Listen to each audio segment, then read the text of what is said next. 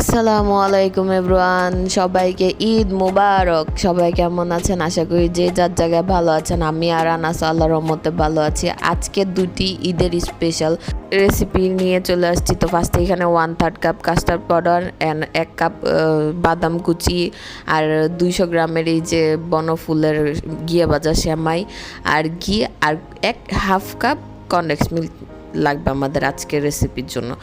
তো এই যে আমি ফার্স্টে ফ্রাই প্যানটা দিয়ে দিছি আর এতে দিয়ে দিতেছি 3-4 চামচ ঘি। তো ঘিটা একটু গরম হওয়ার পরে এখানে দিয়ে দিতেছি কেটে রাখা বাদামগুলো। এই যে বাদামটা দিয়ে দিছি আর এটাকে ভালো করে নেড়ে চেড়ে ব্রাউন করে ভেজে নিব। তো এই যে আমি ব্রাউন করে ভেজে নিয়েছি আমার সম্পূর্ণ বাদামটি। আর এখন আমি বাদামগুলো ছেঁকে নিব ঘি থেকে। এই যে বাদামটা ছেঁকে নিয়েছি আর যে লেফট ওভার ঘিটা আছে ওইটাতে আমি ঘিয়ে ভাজা সেমাইটা দিয়ে দিব। আমি এখানে 1 প্যাকেটে 200 গ্রাম ছিল, আমি 300 গ্রাম ইউজ করছি, মানে 1 প্যাকেট আর 1 প্যাকেটের হাফ। তো এই যে ঘিয়ে ভাজা সেমাইগুলো দেওয়ার পর অনবরত নেড়ে এটাকে এরকম ক্রিস্পি আর ব্রাউন করে ভেজে নিতে হবে। আর অনবরত নাড়তে হবে, না তো একদিকে পুড়ে যাবে আর একদিকে কাঁচা থাকবে। তো এই যে আমার ভাজা শেষ, এখন আমি এটা সার্ভিং ডিশে ঢেলে নিতেছি। আমি এখানে 3 ভাগের 2 ভাগ ঢেলে নেব আর 1 ভাগ রেখে দিব, এটা উপরের লেয়ার হবে আর এটা নিচের লেয়ার হবে। তো নিচের লেয়ারটা ঢেলে আমি ভালো করে এটাকে চারপাশে বিছিয়ে দিতেছি যাতে কোনো দিকে ফাঁকা না থাকে। তো এই যে আমার বিছানা শেষ, আমি এরকম চাপ দিয়ে নিছি, আপনারাও চেষ্টা করবেন। তো অন্যদিকে আমি নিয়ে নিয়েছি এখানে 1 লিটার দুধ আর এখানে দিয়ে নিব এই যে কনডেন্স মিল্কটা। আমি এখানে জাস্ট কনডেন্স মিল্কই ইউজ করছি আর এক্সট্রা কোনো চিনি ইউজ করি নাই। আপনারা আপনাদের স্বাদ অনুযায়ী চিনি কম বেশি করে নিতে পারেন বা কনডেন্স মিল্কের পরিমাণ কম বেশি করে নিতে পারেন। তো এই যে আমি এখানে ভালো করে নেড়ে নিতেছি। তো যখন নাকি এরকম ভালো করে বয়েল হয়ে গেছে তখন আমি কাস্টার্ড পাউডারটা 1 কাপ পানিতে গুলে ওইটা দিয়ে দিতেছি। তো এখানে দিয়ে ভালো করে নাড়তে হবে।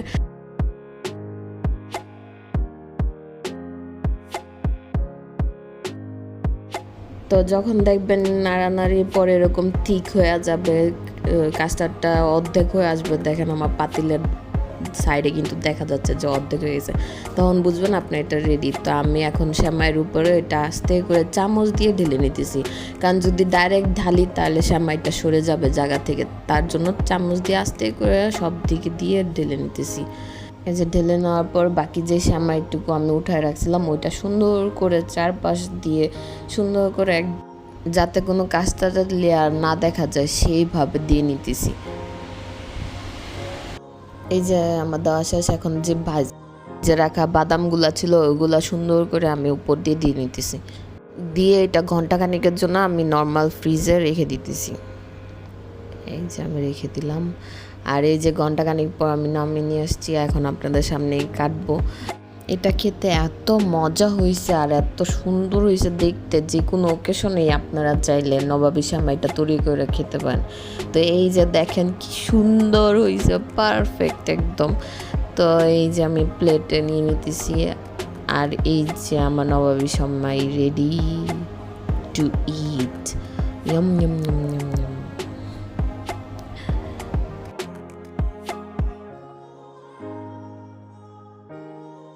তো এখন চলে আসা যাক সেকেন্ড ডেজার্টে। তো এখানে আমি কোকোনাট মিল্ক নিয়ে নিছি ফার্স্টে 1 ক্যান।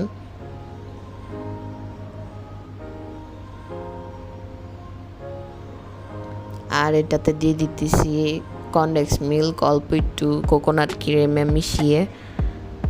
এখন আমি এটাকে ভালো করে জাল করে নিব আর দিয়ে দিতেছি 1 টেবিল চামচ চিনি। আপনারা আপনাদের পরিমাণ মতো চিনি দিতে পারবেন কম বেশি করে, আমার 1 টেবিল চামচই যথেষ্ট ছিল। আর কোকোনাট মিল্ক এখানে প্রায় 2 কাপের মতো ছিল। তো এই পর্যায়ে আমি দিয়ে দিব আগার। আমার আগারটা কেন জানি মিষ্টি ছিল না, তো আমি আগার দেওয়ার পর জাল করে নিছি। এই যে এখন আমি এটা সার্ভিং ডিশে ঢেলে নিতেছি। সার্ভিং ডিশে ঢেলেই এটাকে আমি রেস্টে রেখে দিব প্রায় 1 ঘন্টার মতো নর্মালি, কারণ এটা তো গরম ফ্রিজে রাখা যাবে না। তো অন্যদিকে আমি বানাবো জেলি, যার কারণে 2 কাপ পানি নিয়ে নিছি।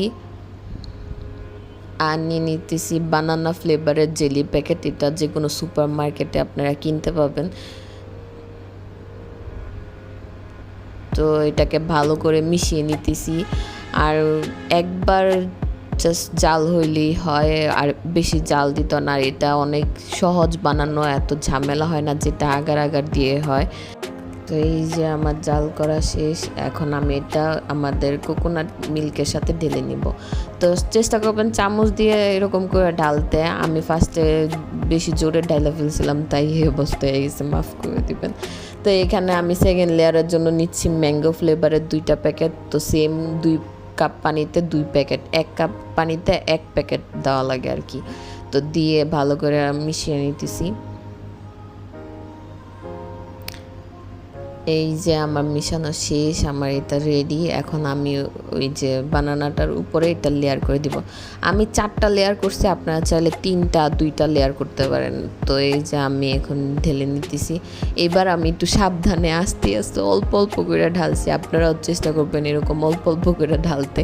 আমার মতো ফার্স্টের মতো যদি এত বেশি একসাথে ঢালেন তাহলে এরকম ভুলই হয়ে যাবে। তো এই যে দেখেন এবার এটা কি সুন্দর হয়ে গেছে, মাশাআল্লাহ। তো এবার হচ্ছে চতুর্থ স্টেপ, তার জন্য আমি স্ট্রবেরি ফ্লেভারের দুই প্যাকেট জেলি নিয়েছি। আবার সেম মিশিয়ে নিব আর জাল করে নিব। তো এই যে জাল করা আমার শেষ, এটাই আমার লাস্ট স্টেপ। আপনারা চাইলে 2টা দিতে পারেন, 3টা দিতে পারেন অ্যাজ ইউজুয়াল। তো এই যে আমি আবার এখানে ঢেলে নিতেছি আস্তে আস্তে করে। এবারও ভয় পায় আল্লাহ আল্লাহ করে ঢালতেছিলাম যে ফার্স্টের বারের মতনই সর্বনাশ হয়ে যায়। তো দেখলাম যে না, এবার আর কিছু হলো না। আর প্রতিবার গ্যাপে আমি 1 ঘন্টা 1 ঘন্টা করে রাখছি। তো এইখানে 1 ঘন্টা পর আমি ফ্রিজ থেকে বের করে নিয়ে আসছি আর কেটে নিতেছি। আর কাটার পরে ক্লিপটা না আমি আমার ফোনে রেকর্ড করতে পারি নাই, ওটা কি জানি একটা সমস্যা হয়েছে, তাই আমি আর দেখাইতে পারতেছি না আপনাদেরকে। আর এইখানে দেখাই দিতেছি যে লেয়ারটা কি সুন্দর দেখা যাইতেছিল। তো আজকের ভিডিও এই পর্যন্তই। সবাইকে আবারও ঈদ মোবারক অ্যান্ড আল্লাহ হাফেজ।